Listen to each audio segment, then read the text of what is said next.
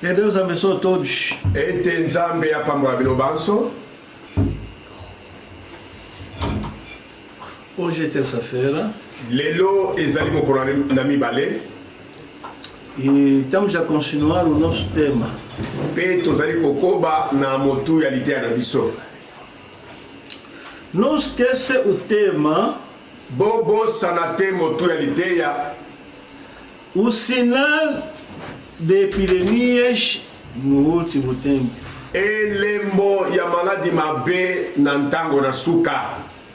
Esse é o nosso tema geral. Yango nde motu ya liteya na biso na mobimba. Numa outra linguagem, na elobeli mosusu, no último tempo haverá epidemias. Quando ver isso, saiba que é dos sinais. Na bantango na suka solo maladi mabe eko mona na to ekozala. Tango yo moni kaka maladi mabe kati na ntango na suka yeba ete ezali elembo pona kotakisa ete suka ekeke ebelemi. Epidemia significa uma doença coletiva de muita gente de uma vez. Epidemie oyo ezali bokono oyo ezwaka bato mingi na mbala moko. No último tempo você vê esse tipo de doença que apanha muita gente, muito frequentemente é dos sinais. Na tango na suka tango moni maladi mabe ezali penda kozwa bato ebele mbala moko etalisi ete wana elembo na tango na suka. E falamos que estamos a ver realmente no nosso tempo do fim muitas epidemias. Tolobaki ete tozali komona na ntango na biso ya suka ba maladi mingi ya mabe. Essa maladi mabe, essa tradução não é bem isso. Quer dizer, doença de muita gente. Bokono oyo ezali kozwa bato ebele mbala moko. Quer dizer, pode atingir toda uma região, todo um país. Maladi songolo penda oyo kokamata região mobimba to pe mboka mobimba. E quando atinge muitos países, então esse já é pandemia. Tango bokono yango epanzani pena na bamboka ebele wana nde babengi yango penza pandemia.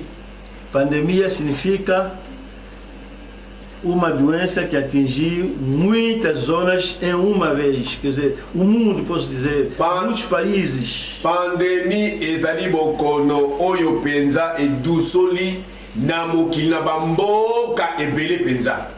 E epidemia é uma doença coletiva que atinge uma região, por exemplo, Marburg no Uís. Pe epidemie ezali bokono oyo ezwaka province momato région lokola na province ya Uís na tina na Marburg. Não é só província, é uma localidade qualquer. Topesika songo le pai batu bazali. Você a zona este atingiu, Ebola, chama-se epidemia. E koko za nanga mosongolo tope na leste tope na oeste babengi yango nde epidemie. Agora, estamos aqui no terceiro ponto. Siko tokutami na etape ya misato. Porque no terceiro ponto tivemos a falar porque tantas doenças. Na etape ya misato zali koloba po na nini penza ba maladi ebele tope kili na ntango ya suka. Nós vimos que era o pecado. Tomona ke ya no ete ezali na ntina na lisumu. Falamos também que nessa nossa época houve também pandemias grandes, mais que Covid. Tolobaki lisusu na eleko na biso ya suka solo penza pandemie emonani koleka kutu Covid-19. Porque muita gente está a pensar que essa doença nunca apareceu no mundo. Nunca. Então, Não é isso. Ebele ya bato kutu tango ba moni penza COVID-19 balobi ete bokono yo penza na no yatela mokili ezali mbala liboso ya mondele ki na makasi na mondele te eza bongo te. Não é assim. Eza boye te. Houve em 1910 a peste de China. Na 1910 yaka dena mokili na bokono babengi peste de Chine. Matou 10 milhões. E boma penda 10 millions ya bato. Coronavírus ainda não atingimos 1 milhão. Joka coronavirus nanu kutu atendre motango ya 1 million ya bato te. Estamos a falar de mortos, dos mortos. Tozali koloba na bato yo bakufaka. Não é aquele que foi apanhado, não, mas aquele que foi apanhado e morreu. Ezate bakontamine ka ya pamba te muto pena azui bokono yango pe akufi. Estamos a falar de mortos. Tozoloba na ntina na bato bakufaka. Em 1918 houve também a febre espanhola. Na a gripe espanhola. Na 1918 ezalaki pe na bokono moko na nkombo ya gripe espagnole. Aquela ali até nunca houve doença como aquela ali. Wana kutu na ntina na gripe espagnole ezalaki na bokono moko te oyo penza ekokana na yango. Porque matou 50 milhões ou mais, mas não é ou menos, mas ou mais. Et bomaki 50 millions de personnes ou alors plus que ça, mais à moins de ça. Quer dizer, os cientistas dizem que 50 ou mais, mas não é menos, mas ou mais, quer dizer, ou 100. Ba scientiste ba lobaka ete bokonango na grippe espagnole et bomaki plus de 50 millions. Mais ils ont moins de 50 millions, c'est-à-dire qu'ils ont mis plus de 50 millions et comme qui parfois on a 100 millions de personnes au Bakoufa. Isso aconteceu durante a última fase da Guerra Mundial e depois da Guerra Mundial. Matou pessoas mais que a própria Guerra Mundial. Wana e Salamaki na suka penza ya Première Guerre Mondiale topé na sima kuti a Première Guerre Mondiale de boma qui penait belé à bateau. Quer dizer, a própria Guerra Mundial matou menos gente em relação que da gripe espanhola. Kaka yemoko pena Guerre Mondiale, bateau bakufaki na kati ya Guerre Mondiale. Bazalaki moke na motango par rapport ya bateau bakufaki na gripe espagnole. Guerra Mundial acabou, gripe espanhola continuou, tomou a relève até matou 50, quer dizer, até a guerra era melhor que a própria aquela febre. Guerre mondiale e silaki. Si ma guerre mondiale ko sila, grippe espagnole e kobaki e bomaki e belé a batukutu, et les gars ont malamu guerre mondiale par rapport à la grippe espagnole, wane bomaki batu belé. Saiu da China, atingiu um militar americano contaminou os outros, como eles que estavam a combater, estavam mesmo à frente do combate contra a Alemanha. Então, quando os militares estão a vir na Europa se espalhar, está a espalhar também a doença. Debo konango e conta que para os americanos na série na guerre pe lokola basoda bazalaki liboke de temps bakeneki pe na Europe bokonango pe elandi na basoda nyonso bazalaki na bitumba mpo bazalaki kobundisa oyo ezalaki Allemagne bango nyonso wana bazalaki mpenza contaminé. Porque os franceses, belgas, americanos, italianos, todos eles estavam contra a Alemanha que estava a saquear o mundo. O américain, ba français, ba belge, bango nyonso bazalaki liboke moko mpona kobundisa Allemagne oyo azalaki kotungisa mokili mobimba. A Alemanha só tinha Japão. Na ngambo a Alemanha ezalaki kaka na mboka Japão. Talvez outro país, mas a maioridade que ficou era Kasi belé a bamboka etikalaki ezalaki liboke. Então, à medida que estava a se juntar aí, também a doença está aí. Na komona tandenge basoda bazali kotambola liboke, bakena mboka na basangani nde kuna pe bokono pe ezalaki penza kotakata. Quer dizer, é por isso uns chamam isso, essa doença mesmo é gripe mesmo americana. E agora muito baí que vai bem ela como gripe americana.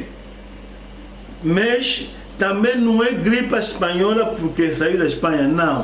Nzoka gripe ango pe babenya ngo gripe espagnol te po wita aqui na Espanha te Mas a Espanha tinha uma posição neutra durante a Guerra Mundial. Po Espanha está aqui na posição neutra na kati ya guerra mundial. E ele que estava publicando no mundo inteiro que olha, fora dessa guerra, olha o que está acontecendo, há uma doença só, ele que avisou o mundo, ele. Desde aqui, mboka ona kombo Espanha, ndé kwa viser humanité kwa eba etetala libanda ya guerre mondiale o ezana bokono moko ezali ko bomba susu batu tala kombo na ngoya ngoyo. Então por isso foi chamado espanhola, gripe espanhola, mas não é que saiu da Espanha não. Yango wana babengaki yango kombo ya gripe espagnole elobi te ke eutaki na Espanha te bongo te.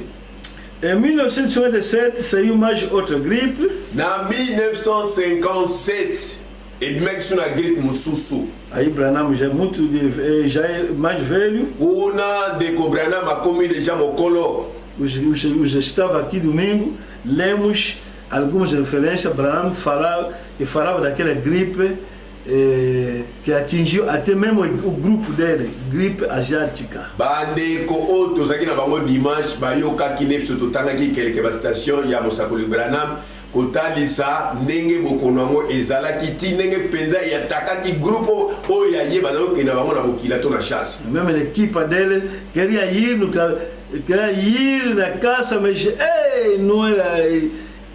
Não dava, porque o grupo que foi atingido tinha que voltar em casa, ficar confinado em casa. Equipe ya Ndeko Branham ne baze kotambula pono ke na bokila. Esengeli ba ke ndepela ke no banyama metango batango bokonango wana grippe asiatique et atteindre bango nde bamore babi ça ne va pas to zonga na bandako.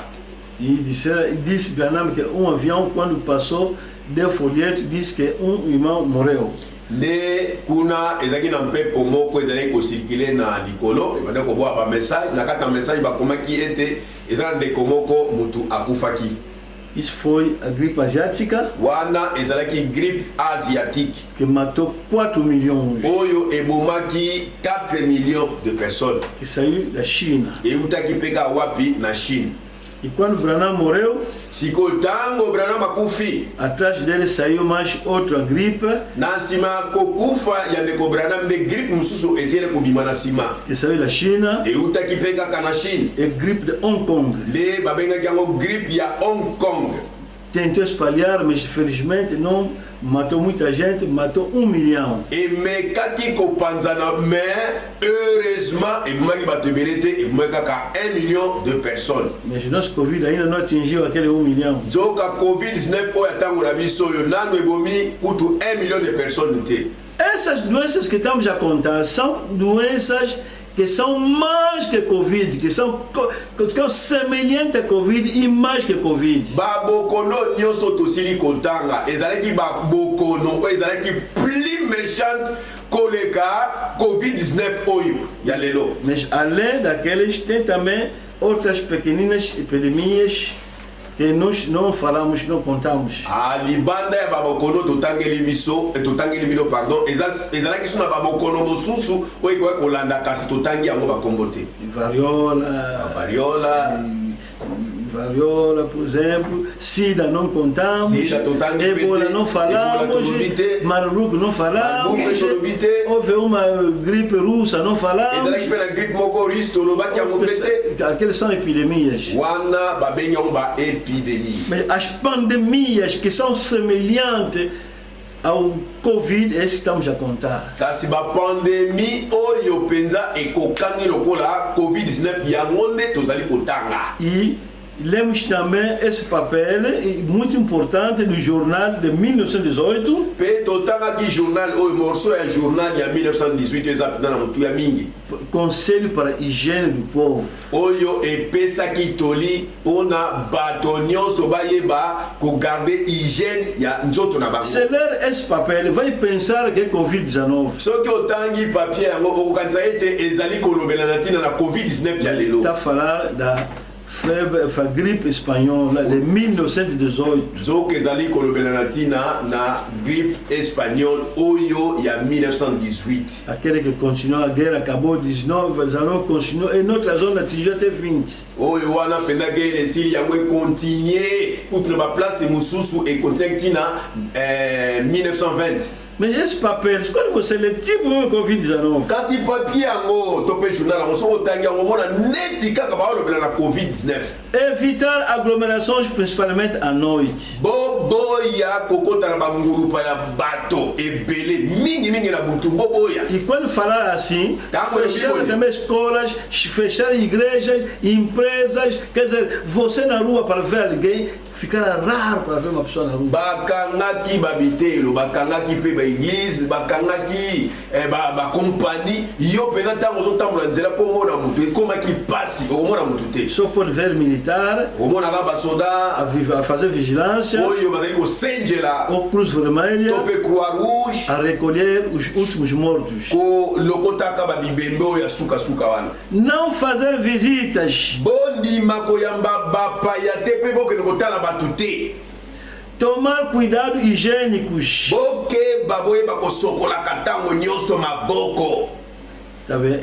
O que higiene que nós temos hoje, oh, lava a mão, oh, faz isso, são coisas antigas já. Botala neto to sura maboko lelo. Ebandi lelo teza makambo utakala. Essa aqui é 1918. Oto tango ya 1918.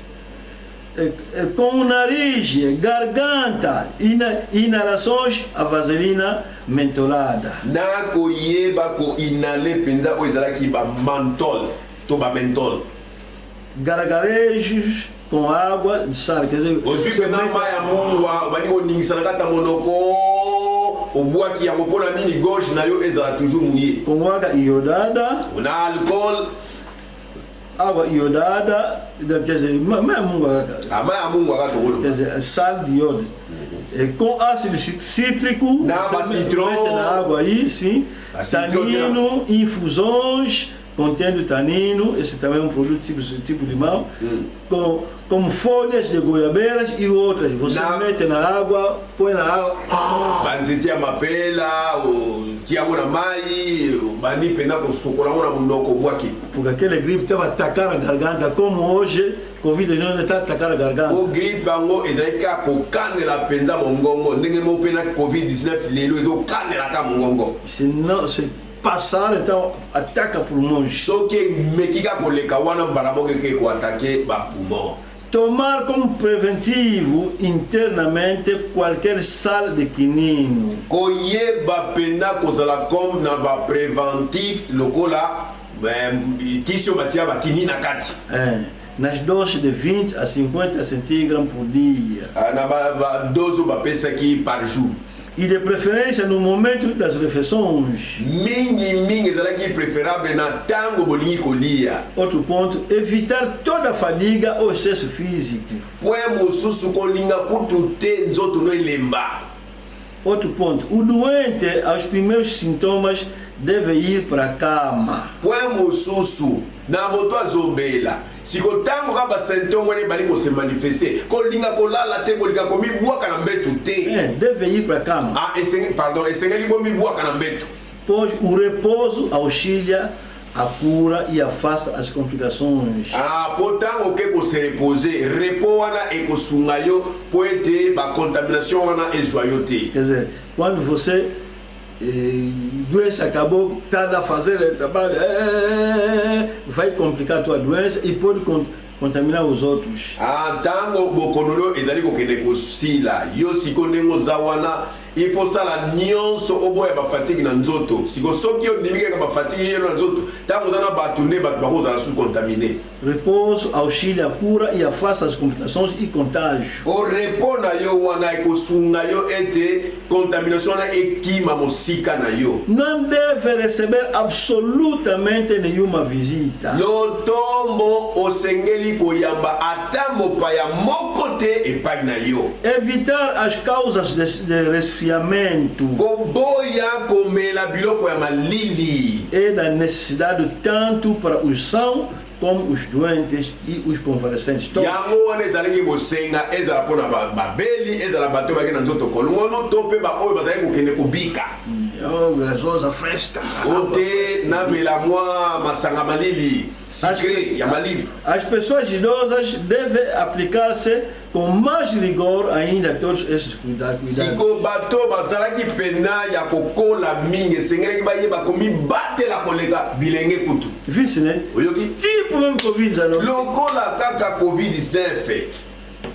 Agora, hoje vamos falar sobre quarto ponto. Siko lelo tokolobela na 5e point. O mesmo tema. 4e point, pardon. Mesmo tema. Motu yalite ya semoko. Agora vamos falar sobre as epidemias da grande tribulação. Siko nde tokolobela na bamaladi ya babolozi minene. Nós, o que estamos a ver é antes do arrebatamento. Biso makambo tozomona ezali makambo oyo eza kosalama yambo konetolama esale. Doenças complicadas. Babokono oyo compliqué makasi. Mas quando nós iremos, kasi ntango biso tokende haverá também doenças complicadas. nde babokono mpe ya compliqué ekozala mokili. Mais complicada até. Koleka kutu mpenza na mindondo. Muito mais complicado. Ekoleka mpenza na mindondo mingi. Isso que vamos ver hoje yango nde toyekola lelo e quinta-feira. mpe na mokolo ya minei. Mais complicada, porque naquelas doenças o próprio Deus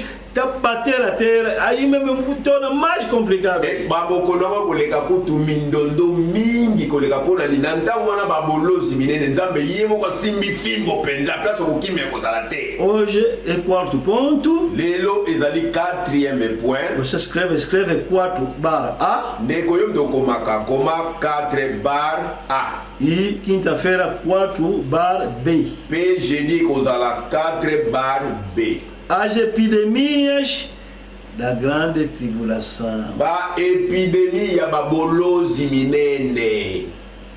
Vamos ler Gênesis 3, Totanga Genèse 3, de 17 até 19. 17 ti na 19.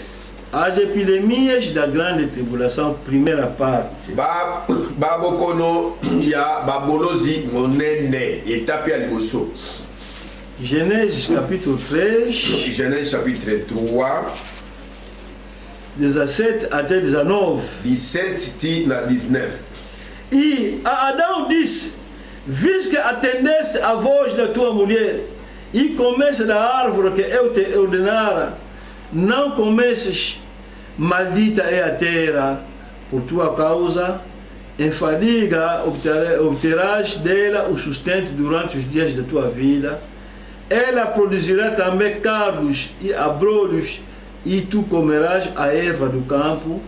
No suor do rosto comerás o teu pão, até que tornes a terra, pois dela foste formado, porque tu és pó, e ao pó tornarás. Alobaki na dama ete mpo ete oyoki monoko na mwasi na yo mpe ete osili kolia mbuma na nzete epekisaki ngai yo ete okolia yango te.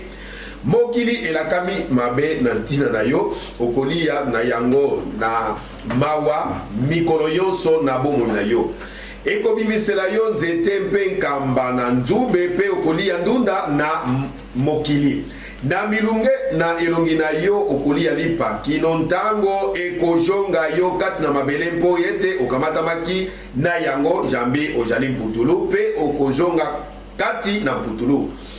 Lucas 21:11. Luc 21:11. Haverá grandes terremotos, epidemias e fome em vários lugares, coisas espantosas e também grandes sinais do céu. Mokili ekoningana mingi pe na esika maladi mabe na njala ikozala na makambo na somo na bilembo minene na likolo. Malaquias 4, 5, 6. Malaki 4, 5, 6. Eis que vos enviarei o profeta Elias antes que venha o grande e terrível dia do Senhor. Ele converterá o coração dos pais aos filhos e o coração dos filhos aos pais, para que eu não venha e fira a terra com maldição. Tala ngai na kotindela bino mosakoleli ya liboso na koya na mokolo monene mpe na nsomo na Yawe akobongola mitema na batata epai na bana mpe mitema na bana epai na batata na bango ete na ya mpe na beta mokili na ekweli mabe te. Vamos orar. Tobondeli. Deus poderoso, abençoa essa palavra, abençoa a leitura, abençoa os ouvintes. Em nome de Cristo. Amém. Voltamos no Gênesis. Tozongi na ebandeli na Genese. Deus criou o mundo Nzambe akelaki mokili em 6 dias. na kati na mikolo motoba. Lemos isso. Tutangaki yango No 4º dia, na mokolo ya minei. ele criou o sol e a lua. Ye akelaki mwese na sanza Estrelas. na minzoto to mioto. E no 6º dia criou o homem. Pe na mokolo ya mitano aya motoba ayokela moto. E 7º dia repousou. Nde na oyo ya mokolo ya sambo alekaki na kopema. O 7º dia representa o milênio. Siko mokolo ya sambo ezali elilingi ya millennium. Nós ainda estamos a viver o 6º dia. Biso nzoka toali kobika nanu kati na mokolo ya motoba. Ainda não entramos no 7º dia, porque cada dia de Deus igual a 1000 anos. Biso nanu toleki na kokota na mokolo ya sambo te. Pokati na kozalisama ya mokili mokolo na mokolo ezalaki kotangama bambula nkoto to 1000 ans. E nosso Jesus Cristo, Pe Yesu Kristo ya ele biso viveu o 4º dia. ye abikaki na mokolo ya minei.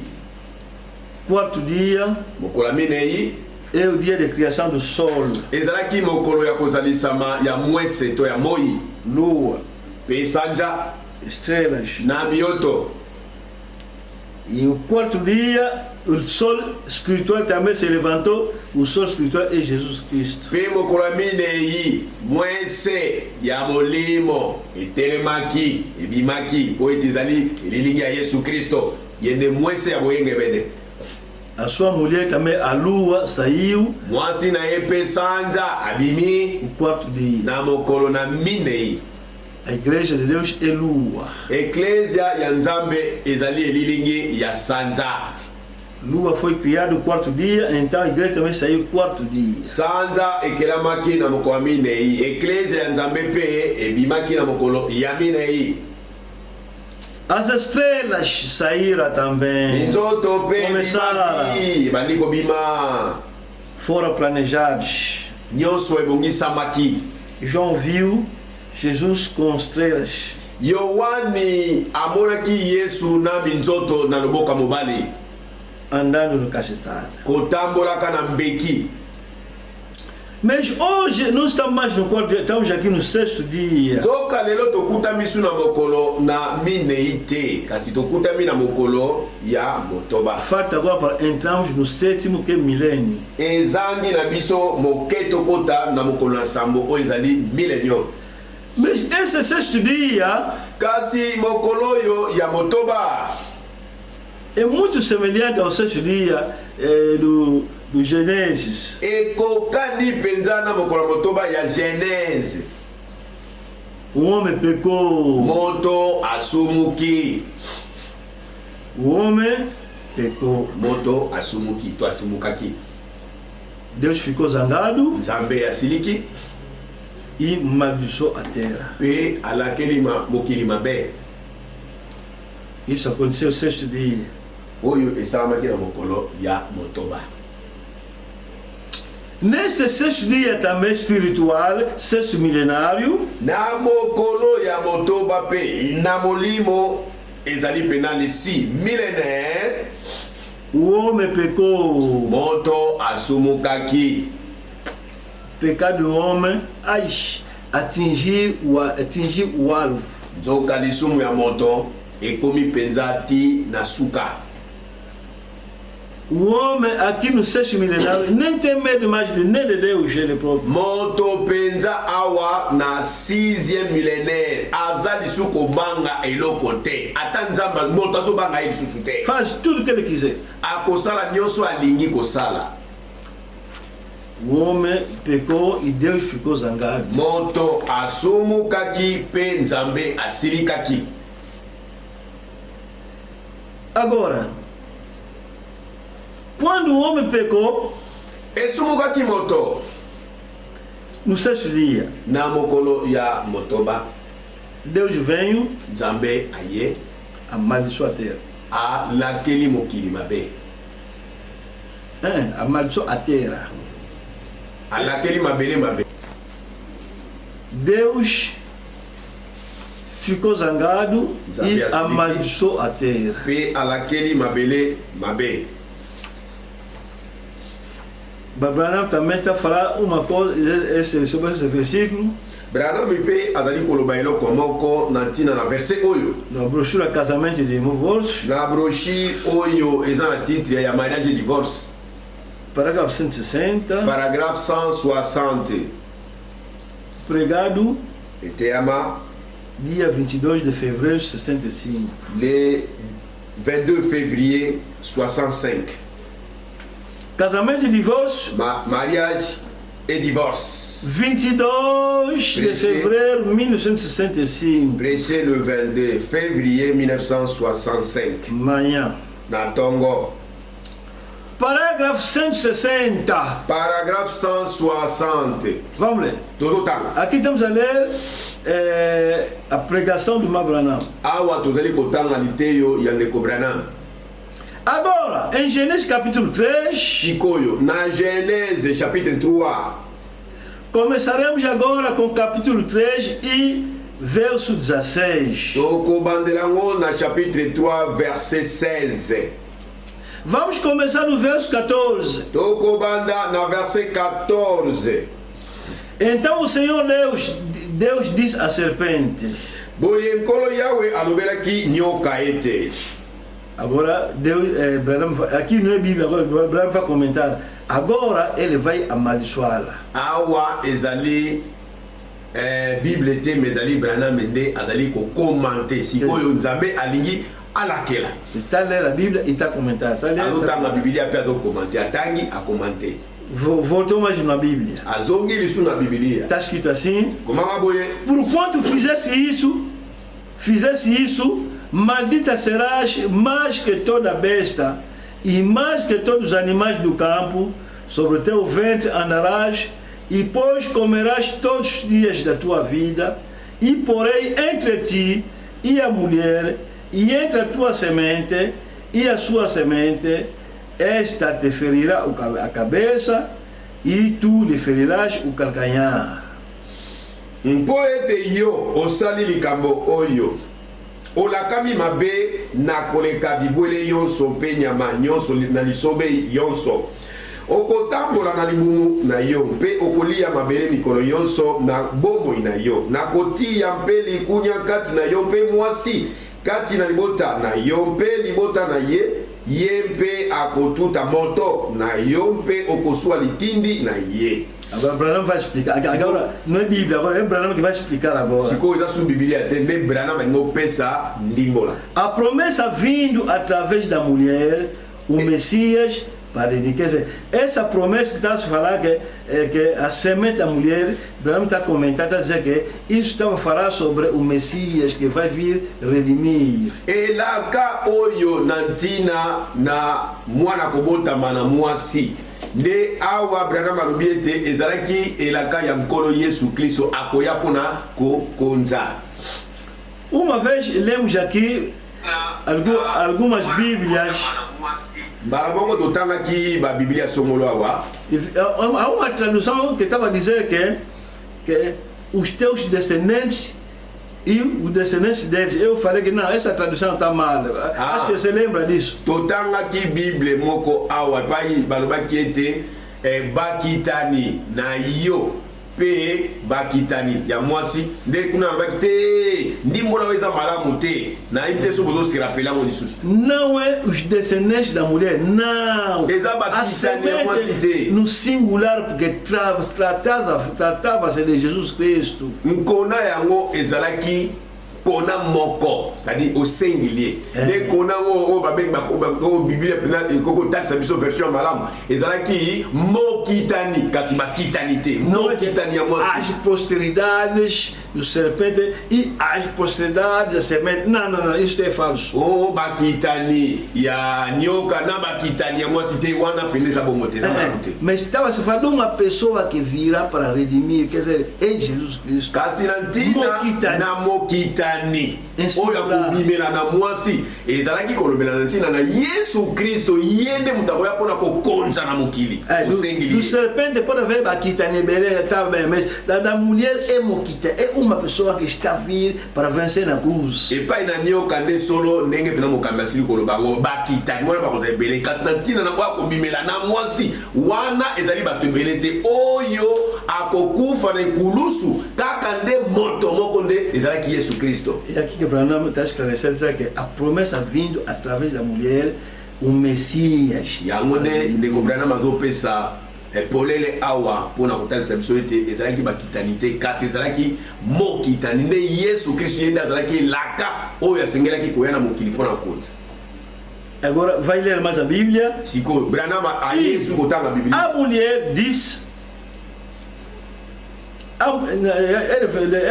e pai a moça, a mulher diz pe na moasi alobi Branham vai explicar mais. Chico Branham alingo limbo la sus. Agora olhem, agora aí está o pacto com a serpente, pois ele estava todos antes do princípio, no princípio ou antes do princípio. Ande kuna de pacte bimaki entre moasi na nyoka na ebandeli.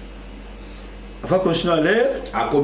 E a mulher disse: multiplicarei grandemente a tua dor e a tua concessão. Com dor terás filhos e o teu desejo será para teu marido e ele te dominará. Nakobota okobota bana na mpasi nde okojala na mposa na mobali na yo pe ye akojala na bokonzi likolo na yo. Agora Branham vai explicar mais. Não mais coigual, juntos jamais. Agora ela se virou e se tornou a dominadora. Ya solo mwasi na mobali bakozala susu ndenge moko te, pouvoir moko te. Kasi le pouvoir o mwasi azali na ndenge moko na mobali e bongo ne pa mobali na ile mobali akokoma penda botuna ye. Agora ela se virou e se tornou, quer dizer, é uma coisa que está se fazendo agora, quer dizer, contrariamente da Bíblia, ela se virou e se tornou a dominadora. Ezali eloko ezali kosala makotele melapna oyo ezali ya kokoma makati na Biblia. Wana etalisi ete mwasi nde akokoma mokonzi. Mama presidente. Mama presidente da República. Yamboka Mobimba. Ministra. Ministra dos assuntos sociais, ministra. Assuntos social, donc il est ministre. Ministra. Babenge ministra das finanças, ministra. Finance, ministra. Tope ministre à moi si. Governadora. Oh, gouverneur mais à moi si. Ai. Pasi mingi. Presidente do parlamento. Presidente do parlement. Presidente do parlamento. Está mandando os homens. Agotinda pena mi bali na mandefu. Isso que Branham está dizendo. Agora ela se virou e se tornou dominadora. Ndekuna ndekobelana mazali kolimbo la koloba ete ye mwasi ongo siko abaluki akondo atomboli mapeka likola mibali. Quer dizer, significa que não é bom. Etalisi ete eza malamu te kolana liloba nzambe. E Adão diz, por quanto desses ouvidos, essa é a Bíblia já. Siko awa Branham azongi na Bíblia. E Adão diz, por quanto desses ouvidos a voz da tua mulher e comeste da árvore de que ordenei, dizendo, não comerás dela, maldita é a terra. Parou mais para explicar. Dena 17, Branham atangi bia lubibo. Alobaki na Adama ete, po ete oyoki monoko na mwasi na yo mpe ete osili kolia mboma na nzete pekisaki ngai yo ete okolia yango te mokili elakami mabe na ntina na yo. Branham vai explicar mais. Como Branham mas telemi wana ali Não amaldiçoou Adão, amaldiçoou a terra. ezalaki te nzambe abwakaki bilakeli mabe na Adamo kasi alakelaki mabe mokili to mabele Amaldiçoou a terra. alakelaki mabele nde mabe. E depois continua a leitura. Por causa de ti, com dores comerás dela todos os dias da tua vida. Nde kuna alobaki ete okozwa na milunge elongi na yo kati na bomoi na yo.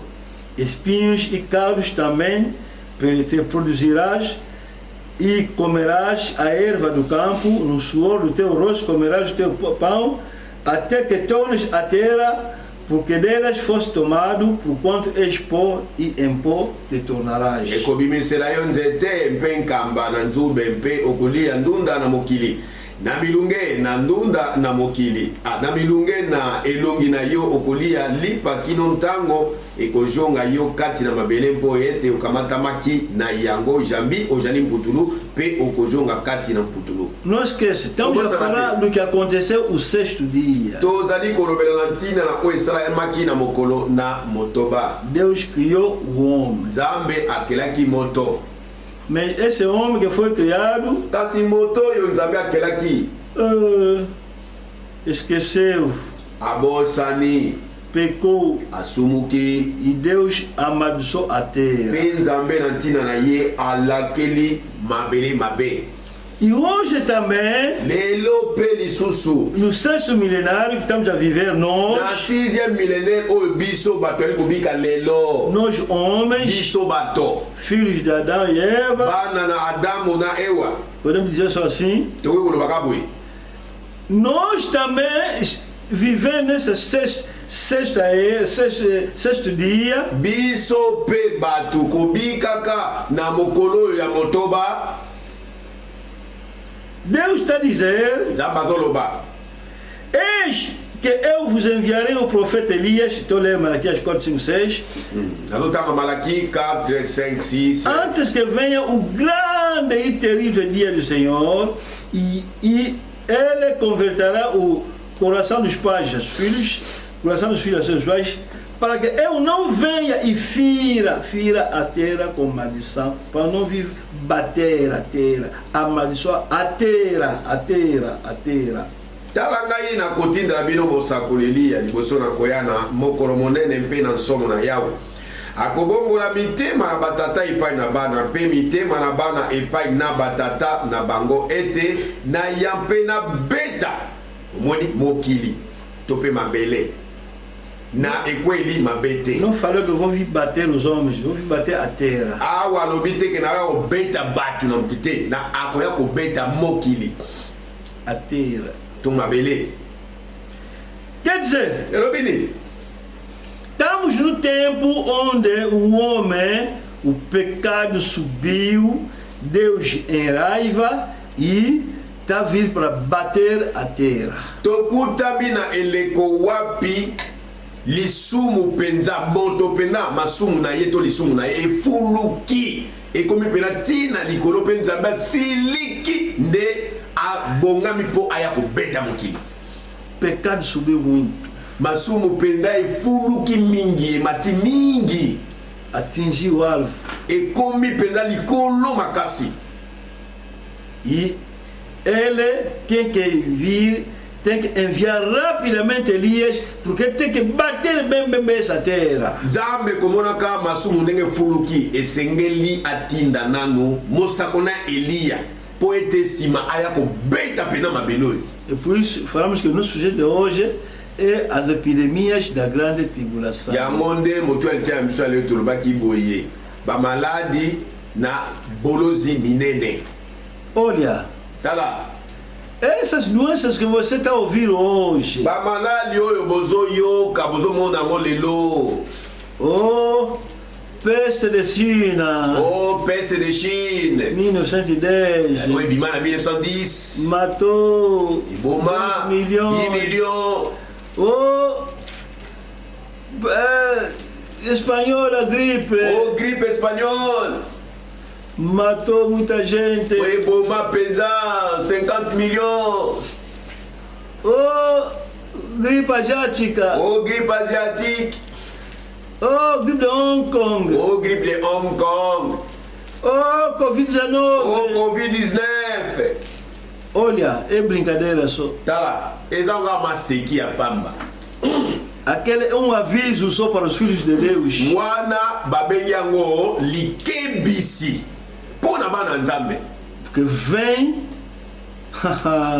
verdadeira Covid está a vir. Aquele ali não vale a pena passar até o tempo a estudar a vacina. Não vale a pena. Covid ndeya solo ezali koya. Wana tango koya ndeko na ngai yondo linga kotanga mingi. Keba ezana ntina moko te osala ba recherche oyeba nini vaccin nini bokopesa batu. Ekosimba te. As pragas, chama-se pragas. Babenyango penza bamabe mingi, bamabe. Vão então vir nesse mundo. Ezali koya na mokili oyo. Vai bater. Nzamba kobeta. E vai vingar. Pe akofutisa batu mabe o bango basala. O pecado subiu muito. Masumu efuluki mingi. E depois do arrebatamento, subirá mais. Pesi manakone tolama ekofulu kalisuko leka. Mais pecado. Ebele masumu. Mais doença. Ebele pe ya malade. A regressa. Ah, princípio nzambe za aburi. Arrependimento. Soki oyamboli toleli masumu. Ah, deixa também diminuir. Nzambe pe akitisi. Alembisi. É assim. Ezaka boye. Hoje estamos a viver tempo difícil. Lelo toali kobika batango ya pasi. Antes do arrebatamento. Yambo ya linetwa. Já há tempos difíceis. Ne bapasi ezana makasi ya pasi penga. Teimosia, rebelião. Batu penza mitu ekomi makasi batomboki. Vamos ler ainda. Totanga 2 Timóteo. 2 Timothée. 2 Timóteo. 2 Timothée. 3. 2 Timothée chapitre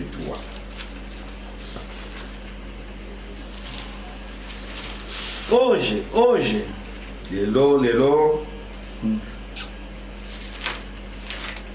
Os tempos são muitíssimo maus. Batango ekomi mingi mabe koleka. Quer dizer, o mundo está indo assim no fim assim. Boye mokilezo ke nasuka. Em vez de se melhorar. Nesika yete mabe ebongwa nekoma malamu. Aonde? Wapi? Está piorar. Ezali pena ko kende ko bebisa matango nyoso. E está a dar mais raiva a Deus. Pe ezali ko pesa nzambe kanda mingi lisuko leka. Muito mais raiva. Ko pesa nzambe na kanda mingi koleka. Escuta como que a Bíblia está testemunhando. Yoka litato ya Biblia. Vou iniciar no 1. Na bandeira on a 2 Timothée 3 verset 1 à 8. 2 Timóteo, não esqueça. 2 Timothée como santé. Capítulo 3. Chapitre 3. Sabe, porém, isto, nos últimos dias sobrevirão tempos difíceis. Kasi ososola likambo oyo ete na mokolo na suka tango na mpasi ekoya. 2. Pois os homens serão egoístas, avarentos, jactanciosos, arrogantes, blasfemadores, desobedientes aos pais, ingratos, irreverentes. Jambi bato bakozala bamikumisi na bango mpenza baluki na mosolo bato na lolendo bato na ngambo batuki bato bajangi ko kumisa baboti bato bajangi matondi bato bajangi bule Desafeiçoados, implacáveis, caluniadores, sem domínio de si, cruéis, inimigos de bem. Bato bajangi bolingo bajangi boboto batongi batomboki bato na yauli bayini na malamu. 4. Traidores, atrevidos, infatuados, mais amigos dos prazeres que amigos de Deus. bakosi bato na nko bato babimbi na lolendo ba oyo bakolingaka malamu na bango penza koleka bolingo epai na Nzambe, tendo forma de piedade, negando-lhe entretanto o poder, foge também destes. Bato bajali na lolenge na kosambela nde bajali kowanga na nguya na yango opengwa ndenge yango. Gosta de rezar, hein? Alingi kosambela mingi. Mas lá dentro, Kasi na kati na bango, pois entre esses se encontram os que penetram sorrateiramente nas casas e conseguem cativar mulherinhas sobrecarregadas de pecados, conduzidas de várias paixões. po ete bamosusu na bango bakoyingela kati na ndako mpe bakobotola basi na joba ba oyo batondi na masumu mpe bakambami na mposa na ndenge. Que aprende sempre e jamais pode chegar ao conhecimento da verdade. Ba oyo bandimi koyekola epai na bato yonso nde bakoki kokoma na boyebi na makambo na solo te. E do modo que já nesse jambo resistir a Moisés, também esses resistem à verdade, são homens de todo corrompidos na mente, reprobos quanto à fé. Lokola yane mpe ya mbele batelemelaki Mose, bongo ba oyo bajali kotelemela makambo na solo, bato na makanisi mapoli mpe bapengwi pona kondima. Hoje pessoas tornaram más, Lelo bato bakomi mabe penza, maldade sobre maldade, mabe likolo ya mabe. que esse moral corrompido, Mayele ya bato pena ebebisami. não começa a pensar mais bem o que é justo. Bato balingi susu kokanisa na ntina bosembo te. No Congo, Na Congo, levaram 9 pessoas bamemaki 9 personnes para eles matar. po ete bakenda koboma bango. Dentro dessas 9 pessoas, um é paralítico. Na kati na bato oyo libwa moko na bango azalaki tengu. Paralítico mesmo assim, quer dizer, não anda bem. Tengu atakola malamu te. Eles meteram no iate, entra no iate, vamos. Oti bango motuka bomata Destino desconhecido, epai bazokende yeba desviaram do caminho, bapengwi bango na nzela no mato. mbala moko na zamba. Vamos desmatar. Tozoboma bino. Não fizeram nada. Bato oyo basali eloko te. Então, eles fizeram sair fora, me meteram num sítio, mas o coxo, já que era coxo, eles deixaram aí e ele já ia conversar. O coxo, ao ouvir tudo que está se passando aí, Babimisi bango na motuka nde baketia bango place moko songolo. Sikonzoka ndeko oyo ebosono tikalaki wana azoka makambo nyonso bango bazo projet nyonso bazosala contre bato ebosono azoyoka. bom, se mataram como andamos a fazer. Toboma bango nde tomisala Andamos a fazer, quer dizer, é isso que trabalhando a fazer. do musala basala obomaka bato a. Depois começou a chorar. Sima ya bandi kolela. Deles vem nele. Moko na bango na babomi aye pai na Tá chorando. ebosono. Ozolela nini yo? Tá chorando aqui. Ozolela nini? Ah, dá dinheiro, vou te salvar, dá dinheiro. Pesa misolo na bikisa yo, pesa misolo. Coxo, você vai pedir dinheiro. Tala penda ebosono mutoyo makolo elemba. Apeso misolo akozela mo wapi? Aqui não tem. Alobi nazala mbongo te wa misolo ezali te. Não trabalho. Nasalaka te. Só ando pedir gimona. Nasengaka kaka lisalisi. E eles tiraram também na rua pedir gimona. Pe bakutaki ye na balabala azosenga lisalisi. Entra no ias. Kota na mutuka. Pensando que vai ajudar afinal para eles. Okanisaka ete bakosunga ye nzoka mpo bakende koboma ye. O que é que você tem dinheiro? Tem dinheiro, né? Ele disse, não tem dinheiro. Osana combien? Se encontrar um dinheiro, vão te matar. Tokosimba simona mabengana soki tokuti oka na misolo tokoboma yo naza nango te. Meter a mão, só vira 1000 francs só. Bakotisi ye maboko na mabengana nde baye kokuta 1000 francs ya pamba. Meter a mão aqui, não tem. Bakotisi na loboko na libenga mosusu eloko ezali te. Tá bem. Les meteram no ias. Batie na mutuka.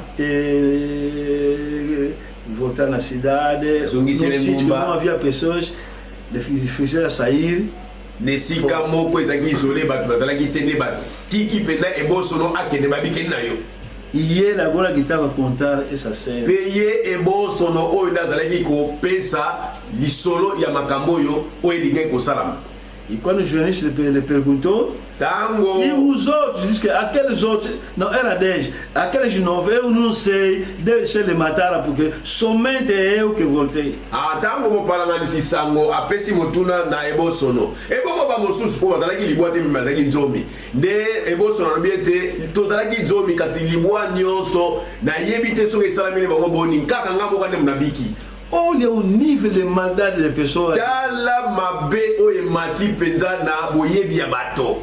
Incrível. Okoki kondima te. Incrível. Okoki kondima yango te so bayebisi yo. Só que não temos tempo de ler cada característica aqui. Vai ver minha pessoa aqui terrível. Kaka nde toza na tango te totangela bino ba nyonso ekutami na lokasa oyo ya 2 Timothée 3 bokomona pena bizaleli ya bato ya mabe penza. Vamos ler mais Lucas. Tozotanga lisusu Luka. Vamos ler Lucas. Tozotanga Luc. Luc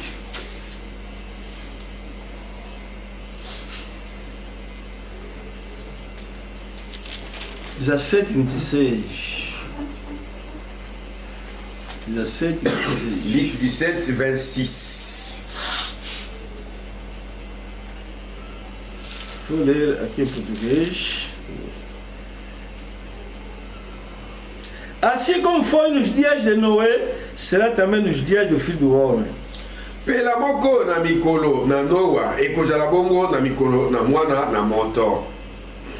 Comia, bebia, casava, dava-se em casamento até ao dia em que Noé entrou na arca e veio o dilúvio e destruiu a todos. Baliaki, babelaki, babalaki, babalamaki, kino mokolo ekoti Noa na masuwa mpempela eyaki koboma bango yonso. O mesmo aconteceu nos dias de Ló, comia, bebia, comprava, vendia, plantava, edificava.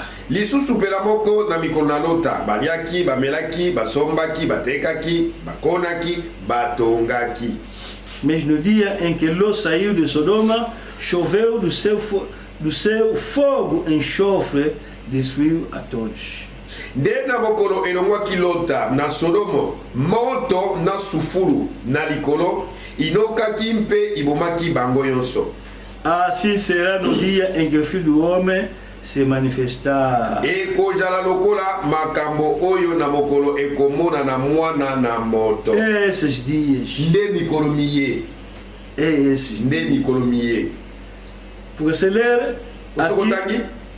ler aqui no 34 está escrito: digo-vos, naquela noite 2 estarão numa cama, um será tomado e outro deixado, quer dizer, arrebatamento. Awa na 34 babiete mibale bakozala na mbeto moko akokamatama mosusu akotika letalisi ete ezali kodetolama.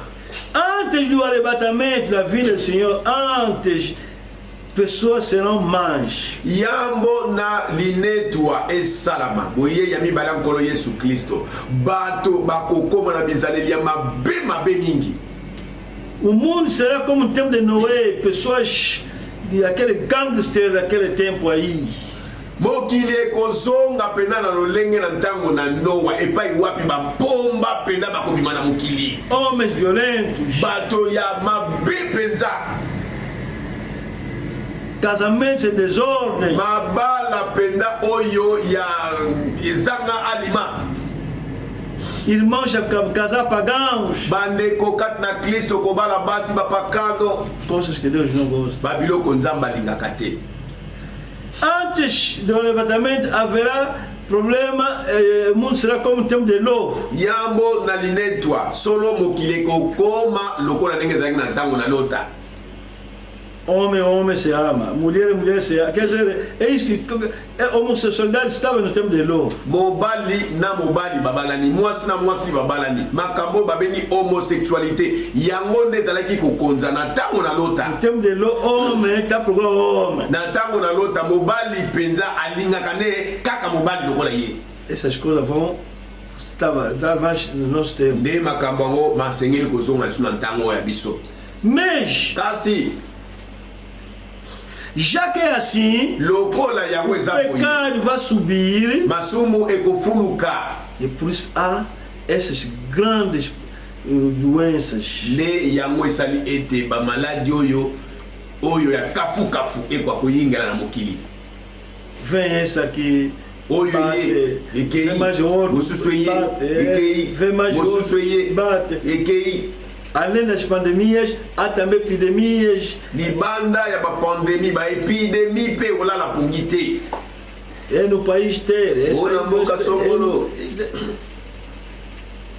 O pecado que está a puxar isso. nde lokola masumu efuluki nde ezali kobenda bamaladi oyo Mas agora, sikoyo o nosso sujeito de hoje, moto ete ya biso lelo as epidemias da grande tribulação. bamaladi ya kati na babolozi minene O que é grande tribulação? babolozi minene elakisi ni Dois, sim. tozotanga apoepsi 13 2 Nós estamos a escolher aqui. biso ntango topona awa Você em casa pode ler tudo. yo na ndako tanga yango référence mobimba Nós aqui estamos a escolher aqui. po biso awa tozosote tozotanga kopumbwe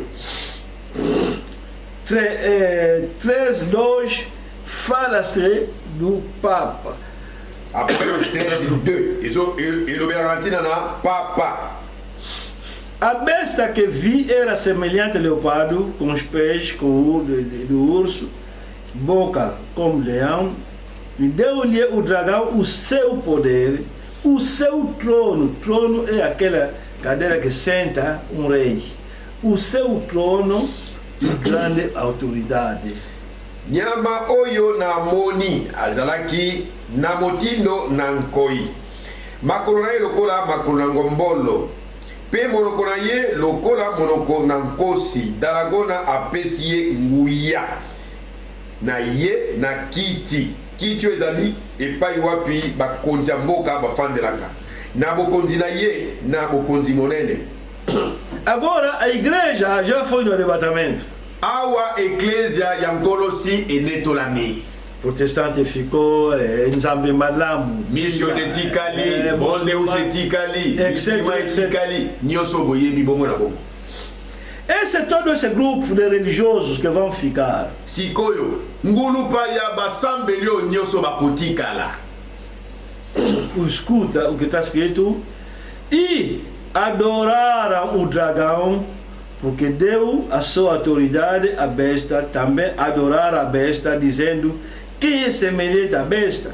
Quem pode pelejar contra ela? Yoka, likambo komamiao.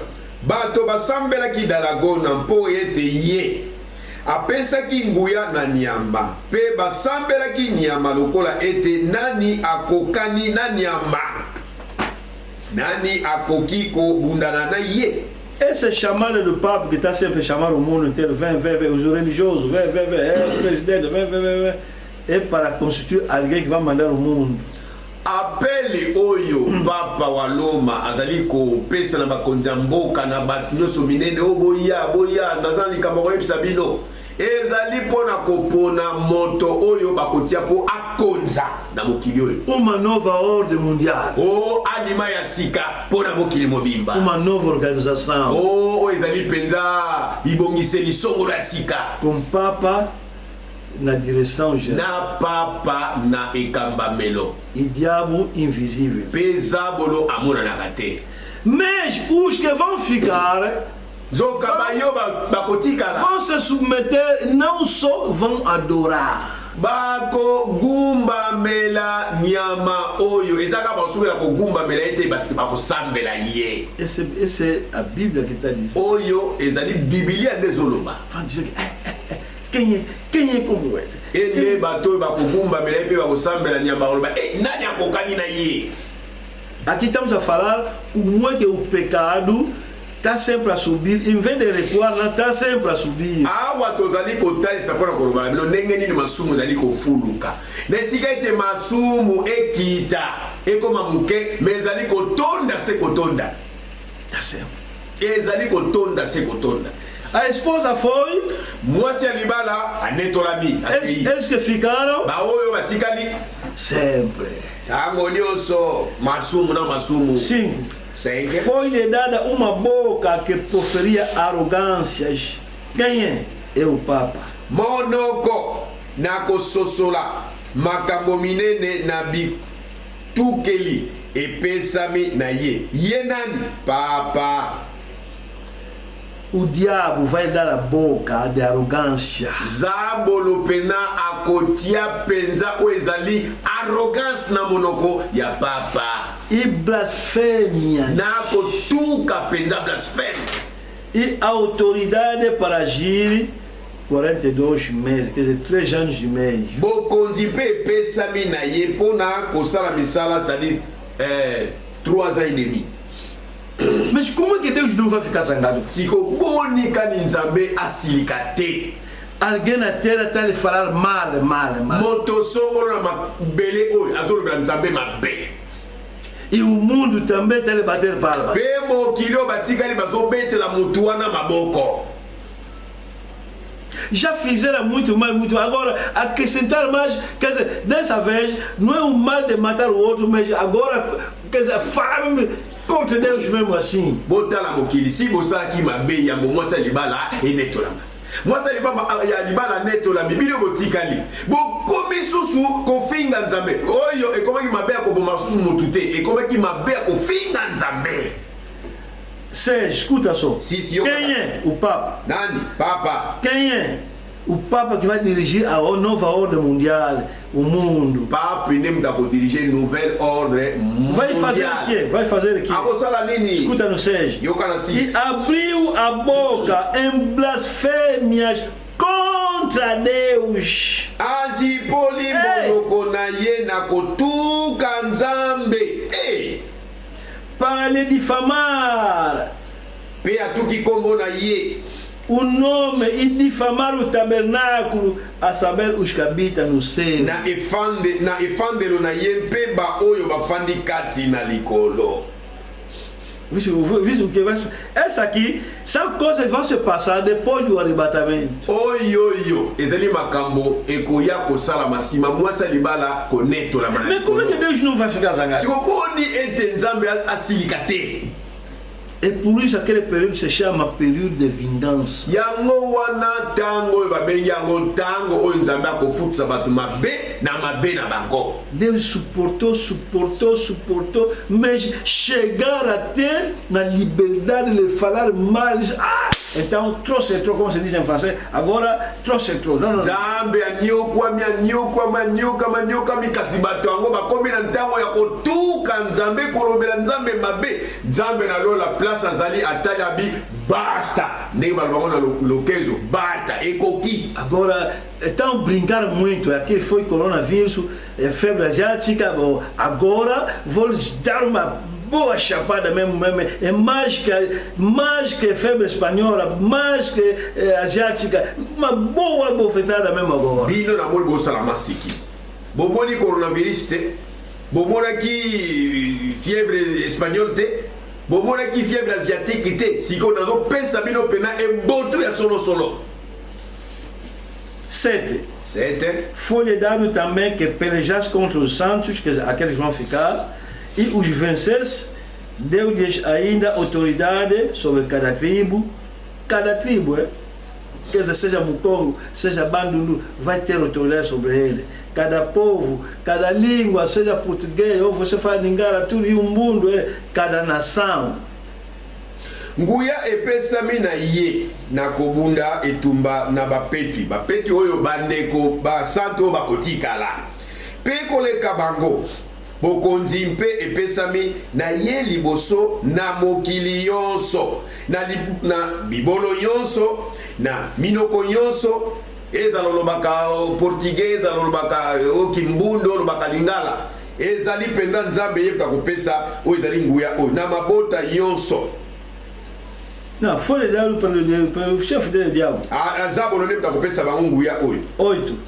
E adorá-la todos os que habitam sobre a terra, aqueles cujos nomes não foram escritos no livro da vida do Cordeiro, que foi morto desde a fundação do mundo. Bato yonso bafandi na mokili bakosambela yeba oyo nkombo na bango ikomami te longwa na bojalisi na mokili na buku na bomoi na mwana na mpate oyo asili kobomama. Qual é o nosso de hoje?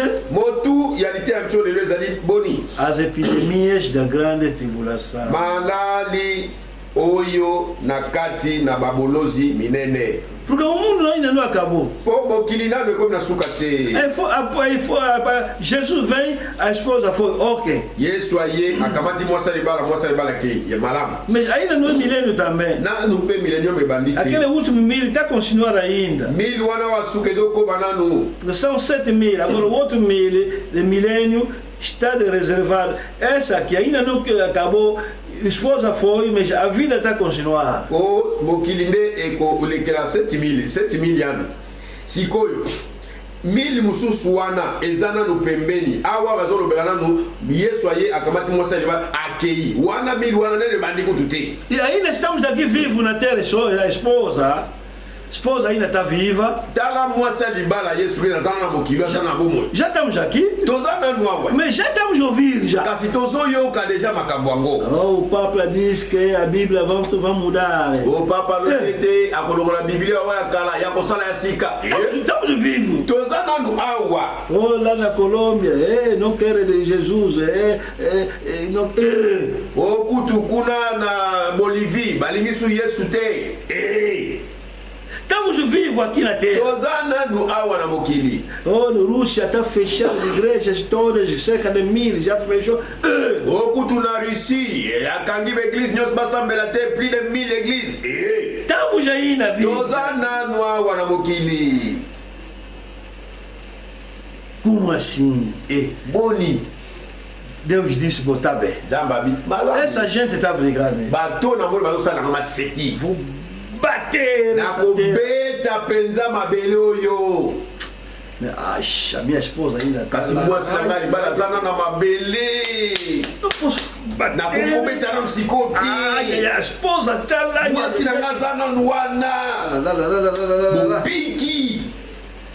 Malaquias 4. Malaquias 4. Malachi 4. 5, 6. 5, 6. Já deveria iniciar já. E a esposa ainda está brincar comigo, essa gente assim. Vamos mudar a Bíblia, estão dizendo. Falar mal de Jesus. Igreja do Satanás. Igreja mabe. 4, 5, 6. Malachi 4, 5, 6. Como é que você vai lançar uma bomba, mas você te falar que a tua mulher também está lá? Mais ebanela no boni yo obwaka bombe de sika batu bazali mais ba sur ta la place mo boka la bombe moi si na yo za wana obwaka dengi são teus amigos mas a mulher também está não vai ficar aborrecida. E si ka ngulupa wana pa moi si no zali baza pena banguna na yo solo mais siko simbi bombe po bwaka siko obanda ko bwaka ondeni moi si na yo mo kwa zana wana. Eles estão te ofendendo, veja a sua cabeça dele. Bango ba finga, tela mutuna ye. Raiva. Eu se liga ele faz. O galho ele vou boa acabou me olhar moi si na ngai biki. A minha mulher está lá também. Moi si na ngaza wana, moite. Est-ce que vous envierez o profeta Elias? Tala ngai na kotinde la bino bo sakolelia. Antes que venha o grande e terrível dia do Senhor, antes eu vou enviar Elias, vá rápido, fala minha mulher para sair daquele sítio aí, porque eu vou lançar uma bomba lá. Liboso na koyana mokolomonene mpena somo na Yahweh. Ndenza mémoire mina lola Elia kende poete ozongi selanga mwasa na nzela malamu pona zali ko beta mokili kende pena osunga mwasa na azonga na nzela malamu eu aqui agora a raiva tá me subindo kanda pende zo pela ngai não tô suportando mais pessoa dizer que Deus não existe batubalo bakete nzamba zalaka te ali tá dizendo que Jesus não queremos una bazolo baite kombo Yesu na mboka na biso te ali tá dizendo que não quer ver igreja una bazolo baite tulingo mona igreja vai Eliya kindi na mbangu. prepara, forma, a mulher tem que sair para eu bater já. Bongisa mwasi na nga po ete alongwa wana ponga na beta mokili.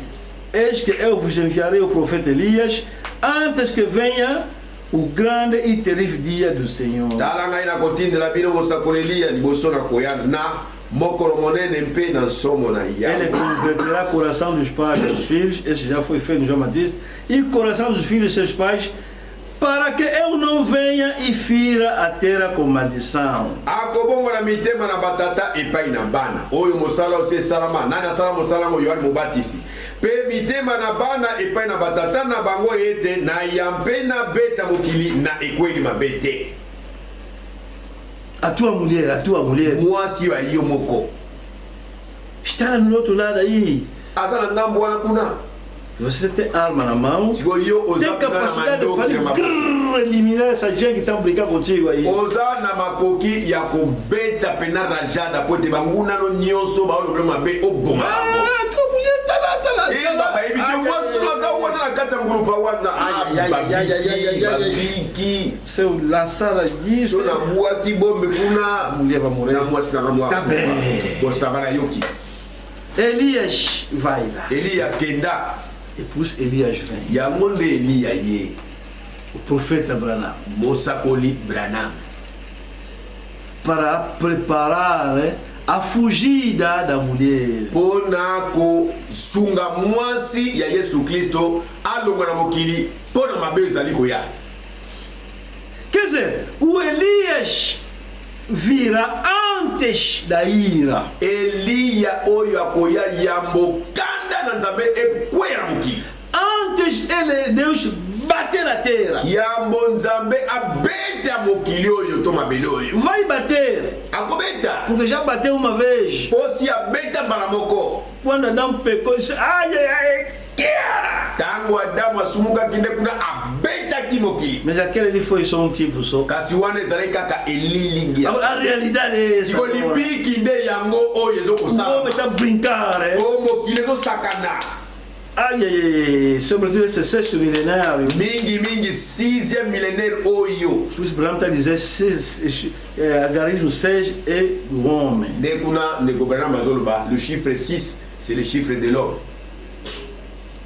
Ele tem que vir, esengeli yaya tirar essa sujidade, kolongola mpena mbindo oyo esse mundo, essas políticas. mbindo oyo Ale politiki sai. oyo elongwa Ele é povo dirigir. ye moko Antes disso, kasi tem que yango vingar por esengeli nanu afulta bato ya mokili mabe oyo bazali kosala lelo E por isso Elias vem nde kuna ntina Eliya ye para mpona preparar um povo kobongisa libota songolo que quando aquele povo ir, ete ntango libota wana nzambe ekobuta agora nde kuna nzambe Deus agora vai se organizar. akomibongisa Não tem mais a minha mulher aí. akuna mwasi na nga azali sukuna te Vamos ler aqui uma citação tozotanga citation moko awa e depois vamos continuar nsima tokokoba quinta-feira. mokolo na minei Vamos ter uma citação tipo Conselho do Branham tozotanga citation moko awa eza lokola toli ndeko Branham apesi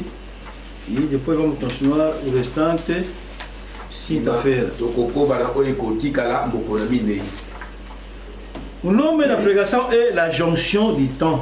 kombo ya liteya ezali La Jonction du Temps. Quer dizer, junção do tempo Junção. a jonction du temps Junção, né? a junção do tempo a junção do tempo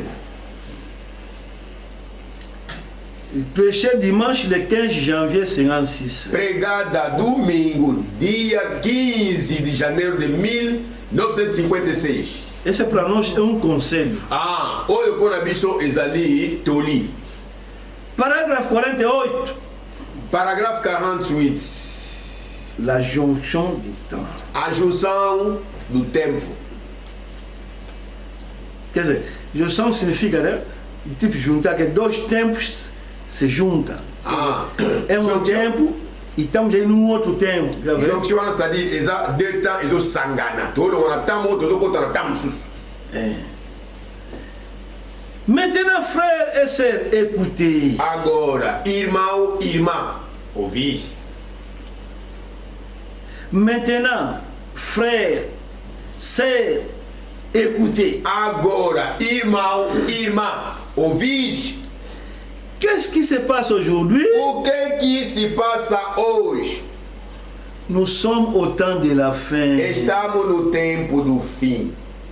Nous entrons dans le millénium. Nós entramos no milênio. Tá vendo? Estamos a sair no tempo do fim do sexto homem, do homem, do sexto milenário, e estamos a entrar no sétimo.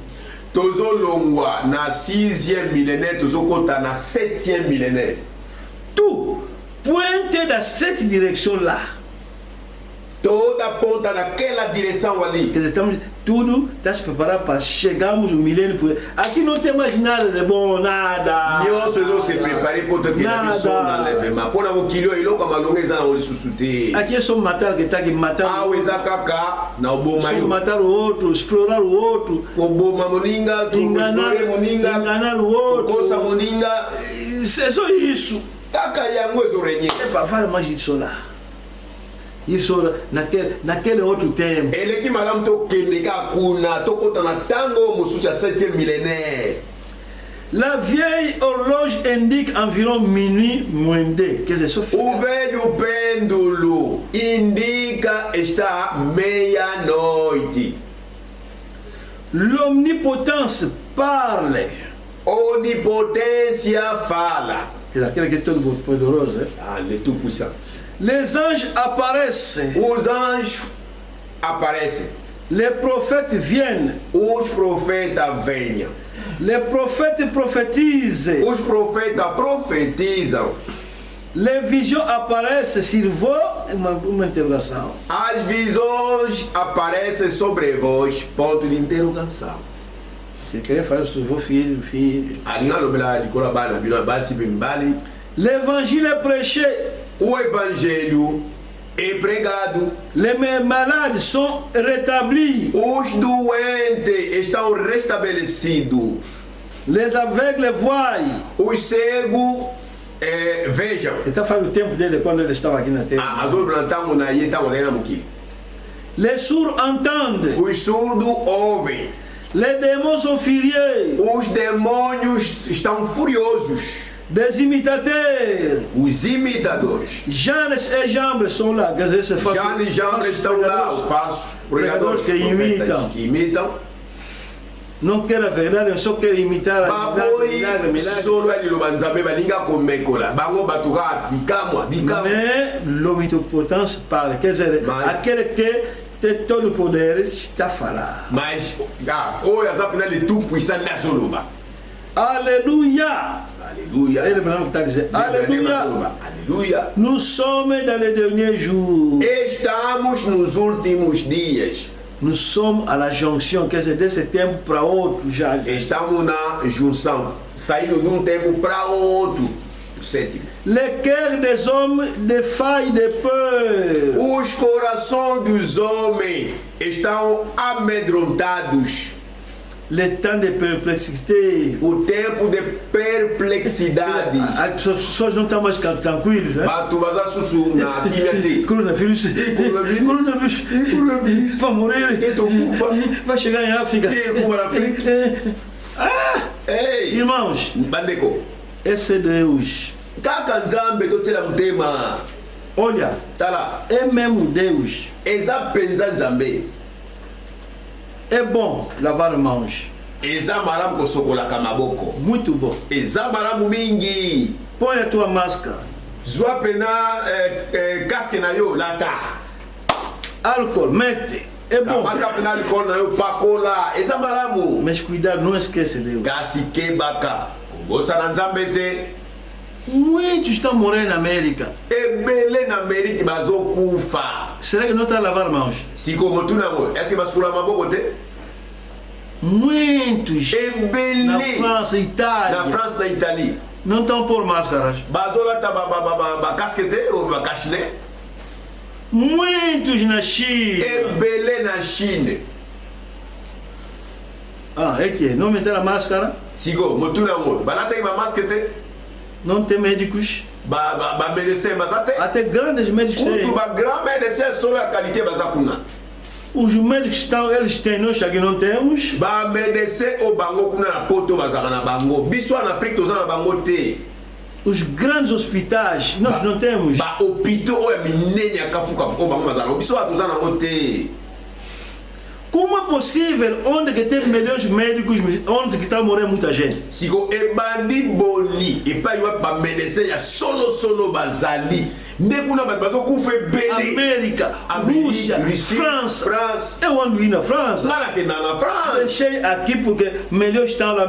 Onde que estou indo? Onde que tem mais mortes? Na tika ki awa pokune pa nazo kenele kuna pai bato bazo kufa ebele. É só Deus. Ezaka nzambe. É só Deus. Ezaka nzambe. Cuidado.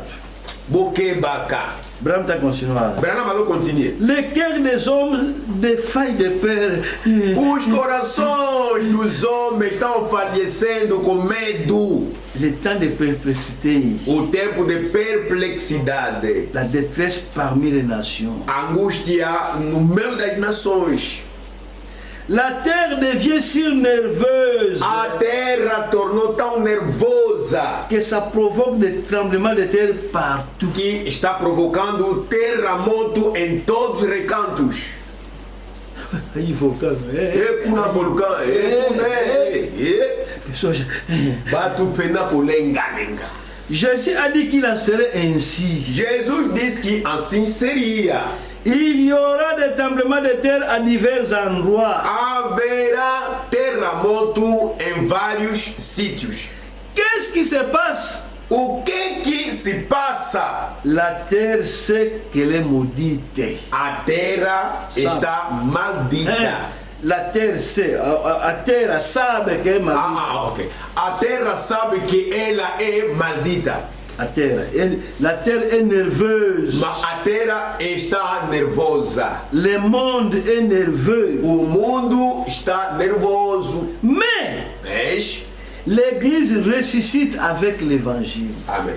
A igreja ressuscita com o evangelho. Cachez-la en sécurité. Escondida lá em segurança. Je ne me mettrai pas dehors celui qui vient à moi. Isso que Jesus que falou. Eu nunca vou pôr fora aquele que vem a mim. Quem fala isso é Jesus. Aleluia. Aleluia. Aqui Abraham quer dizer, nos aconselhar que Awa Abraham alinhou pensa pessoa toli nanini. quando ele iniciou a falar assim, maintenant frères et sœurs, écoutez. Tango ya banda ki koloba baki na noboye. Agora, irmã, ouvir. Quer dizer, nós somos um povo diferente. Biso tozali libota oyo kesedi. Nós não somos pecadores. Biso tozali basumu kite. Nós, quando estamos a ver essas coisas, sabemos que o tempo está a vir para entrarmos no milênio. Biso tango miso na biso komona makambo oyo. Talisi poto eba ete tango ezali koya poto kota na milênio. Nós temos a nossa esperança. Posso morrer agora, estou no outro lado. Biso tozalaka na elike na biso. Nakoki kokufa sika oyo, mais nzambe akomemanga na ngambo mosusu. Mas o pagão não tem. Kasi mopakano elike oyo ezalaka te. Depois tem esse medo. Yango na bangaka Coronavírus. Não estão mais tranquilos. Baza sous tranquille te. Mas você, igreja de Deus, Kasi yo igreja nzambe fica tranquilo. zala kimia. O pecado que faz isso. Masumu ndem esalaka bongo. Quinta-feira vamos ver Jeudi tokomona como é que Deus agora vai bater. lolenge nini nzambe akobeta. Por isso Deus disse, meu pai, meu povo, vem ainda porque eu quero fazer alguma coisa. Yango nde nzambe atindaki Eliya koloba ete libota na ngai mwasi na ngai libala mata awa mpo ngai nalingi kosala eloko soko. Olha, Tala essas doenças que estão a ouvir aqui, babokono bozoyoka awa é nada. eza kuta eloko te. Deus vai fazer outra coisa mais pior. Nzambe akosopa mabe oyo eleki ba oyo oyo. Hoje estão a fazer bom, tudo por tudo para salvar o caso, mas aquele ali não. Lelo baminganga bazosala nyonso basiantiste po ete bameka koede batu bakoka kosasortir Ali. coronavirus. Mais kuna Depois do arrebatamento, nsima konetolama Nada. Mutu te. Até não sei se eles terão tempo. Na écoute minga ngoso iba ozana temps. Mesmo de se preparar é hoje. Po tango akomilengele nde yango yo. Quer dizer assim, Nós nós temos uma junção de tempo, nós temos nossa esperança, estamos a ir no nosso tempo. Biso tozali kolongwa na esika tozali poto kota na esika mosusu. Biso tozali kolongwa awa na 6e millénaire poto kota na 7e millénaire. Tira o medo. Bolongola kobanga. Olha, Tala. vou acabar para dizer uma coisa. Na kosilisa koloba mbelo komobo.